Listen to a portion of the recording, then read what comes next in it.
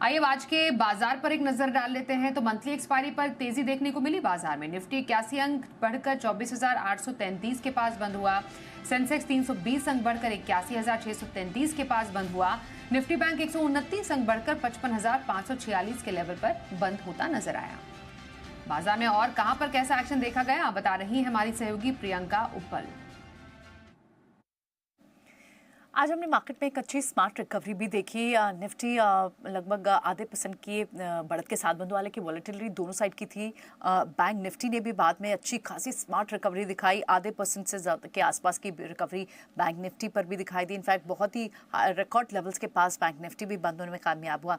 Sensex में भी बढ़त थी और ब्रॉडर मार्केट से जो स्ट्रेंथ लगातार बनी हुई है, मिड कैप आधा % तेजी के साथ बंद हुआ। स्मॉल कैप में आधे % से ज़्यादा की 3/4% की वहाँ पर बढ़त देखने को मिली।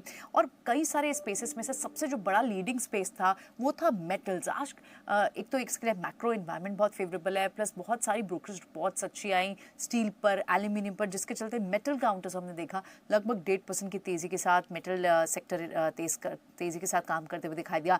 रियलिटी पैक दूसरा बड़ा था जहां पर 1% से ज्यादा की मूव थी। फार्मा में 1% की मूव दिखाई दी। आईटी भी तेजी के साथ बंद हुआ। 3/4% की तेजी थी इस सेक्टर पे।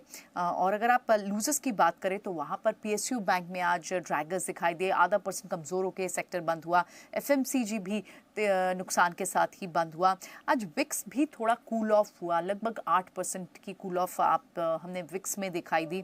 निफ्टी के बड़े गेनर्स की अगर बात करें, जहाँ सारे बैंक्स वीक थे, प्राइवेट बैंक्स तो सबसे ज़्यादा जो ड्रैग कर रहे थे, इंडसइंड बैंक की वहाँ थोड़ी सफाई आई थी, हालांकि एक नेगेटिव न्यूज़ तो थी उनके लिए, लेकिन उसके बाद उनके क्लैरिफिकेशन के बाद हमने देखा कि 2% की तेज़ी इंडसइंड बैंक पे थी। इटर्नल 2% का बढ़कर आज बंद हुआ। अडानी पोर्ट्स में 2% की तेज़ी थी। ट्रेंट लगभग 1.5% से ज़्यादा की तेज़ी के साथ बंद हुआ।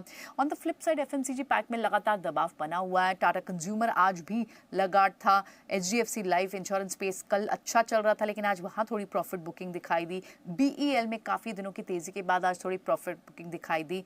मेटल के अगर आप दूसरे बड़े गेनर्स की बात करें तो जिंदल स्टेनलेस सबसे ज़्यादा जो बड़ी मूव थी वो मिड कैप और स्मॉल कैप में थी। Jindal stainless, Hindustan zinc, Lloyd metals, इनमें अच्छी मूव दिखाई दी। 2 से 4% तक की तेज़ी यहाँ थी। रियलिटी पैक में जो काउंटर्स थे उसमें अनंतराज 5.5%, प्रेस्टीज स्टेट में 3.5% की तेज़ी, डीएलएफ 2.5% तेज़ी के साथ बंद हुआ।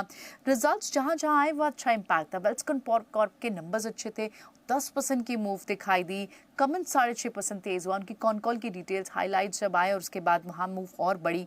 दीपक नाइट्रेट 4% की तेज़ी के साथ बंद हुआ। हिम्मत सिंह कसीडा यहाँ थोड़ी सॉफ्टनेस थी, लगभग 3.5% कट के साथ स्टॉक बंद हुआ। जो बड़े काउंटर्स थे एफएनओ के, उनमें अगर जो गेनिंग साइड पे थे, आज मंथली एक्सपायरी भी थी, तो कमिंस, दीपक नाइट्रेट, प्रेस्टीज स्टेट और आरबीएल बैंक था।